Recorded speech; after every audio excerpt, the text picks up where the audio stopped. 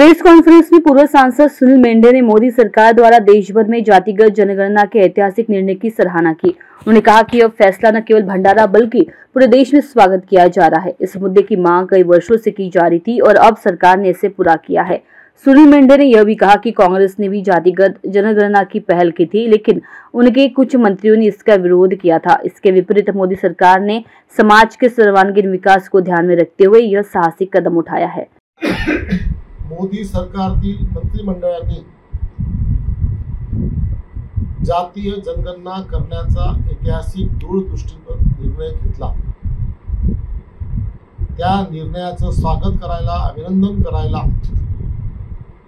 आम्ही भारतीय जनता पार्टीच्या वतीने इथे आलेलो आहोत।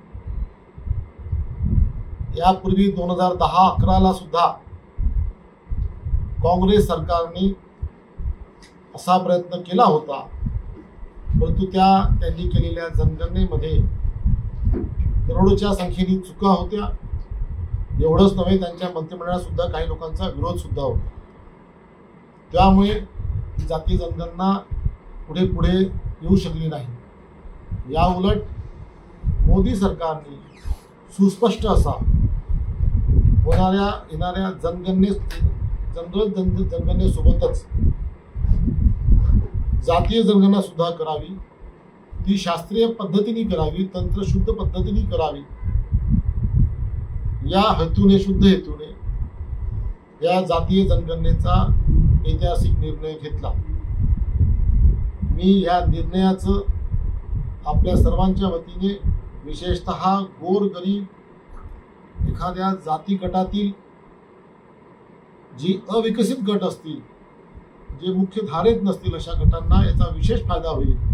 त्यांची तंत्रशुद्ध माहिती, त्यांची सामाजिक स्थितीची, शैक्षणिक स्थितीची, आर्थिक स्थितीची माहिती आपल्याला याच्यातून मिळेल, जेणेकरून त्यांच्यापर्यंत विकास पोहोचवता येईल किंवा त्यांना मुख्य प्रवाहात आणता येतील। या दृष्टीने हा निर्णय अगदी योग्य आहे, सार्थ आहे, आणि म्हणून मी आपल्या सर्व भंडारा गोंदिया जिल्ह्याच्या वतीने या निर्णयाचं स्वागत करतो आणि आदरणीय मोदीजी आणि त्यांच्या मंत्रिमंडळाचं अभिनंदन करतो। धन्यवाद। इंडिया न्यूज 224 के लिए कृष्णा बावनकुले, भंडारा।